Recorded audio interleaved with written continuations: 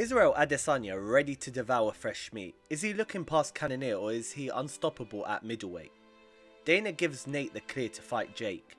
Did Dana disrespect the Diaz brother or is his time at the UFC coming to an end? Bobby Green out, Cowboy in? Will this be a ride out to the sunset for Cowboy? The trilogy is here. Volkanovski vs Holloway III. Will Volk get an undisputed victory or will Holloway make this lead to a fourth fight? McGregor Mayweather 2? Are we really excited for a second bout between these two?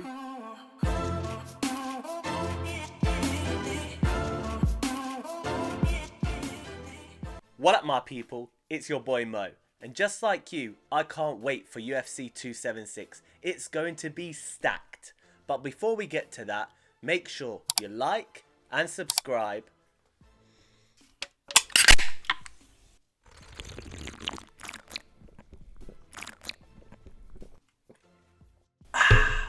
Let's get into it. UFC 276 brings the middleweight champ new blood with the likes of Cannonier. But Israel Adesanya seems to already look past him, stating that he's not interested in a trilogy with Whittaker. Stating at the press conference, "I'll give it to him, he's a great fighter, but I know how that book ends. I've read that book twice already." He didn't seem interested, but rather redirected his rage towards Alex Pereira, an old kickboxing foe. As it looks like UFC are trying to line a grudge match between the two, as long as Pereira defeats Strickland, which is on the card as well. Alex Pereira, for those who don't know, beat Israel twice back in the kickboxing glory days.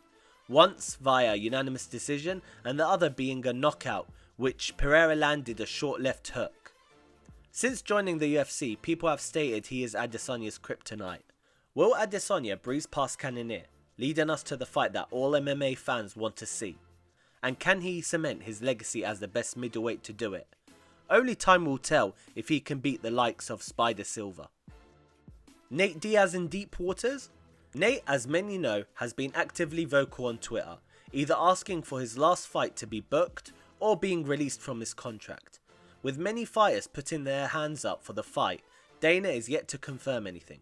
Dana stated at the press conference that Nate was free to do what he wanted, and if that was to box Jake, by all means he could do so, but in a sarcastic way from Uncle Dana. Not only did Dana go on a tear up, but he also stated that he was trying to book an ideal fight for Nate. However, he was no Usman, and coming off 5 losses, it was difficult to find a final fight for him, and that showed. The Season 5 Ultimate Fighter has always turned up in his fights, and always entertained the fans regardless. It would be a shame to see such a key figure in UFC's history to leave on such a note. Last minute substitution, yet this time in Cowboy's favour. Third time's the charm for Donald, as he is a quick time replacement for Bobby Green. Bobby Green was unable to fight due to sickness, and with the likes of Cowboy, who last week stated he wanted to fight ASAP, he got the call up. Is Cowboy eager to potentially have his last fight and not have to cut weight again? And as history has it, he will always fight anyone, anytime, any place. If this is his last fight, what a way to go. Fighting on a card that will be remembered in the history books, and surely a fighter that will also be in the Hall of Fame. The much anticipated trilogy is finally here, and we are pumped.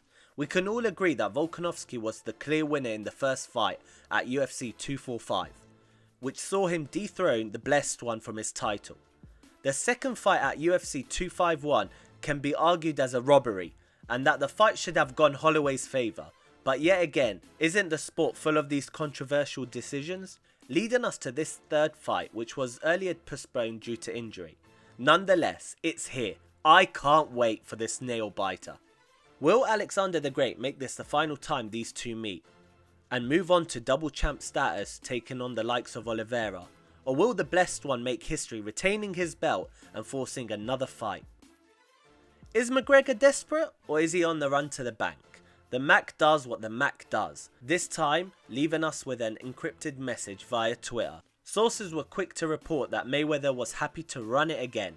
Yes, another pointless boxing fight. With many fans not eager to see McGregor box, but rather return to the octagon, this can only be seen as a moneymaker.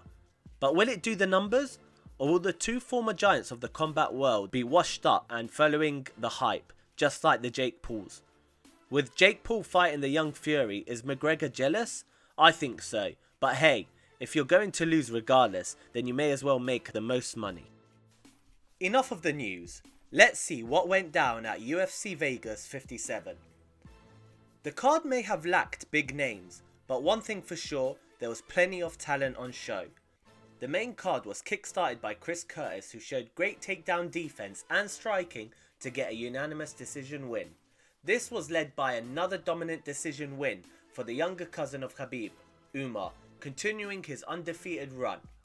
Thiago Moises was able to submit Christos Giagos in a first round via rear naked choke. The heavyweights put on a show, with Josh Parison getting a knockout win over Allen in the second round.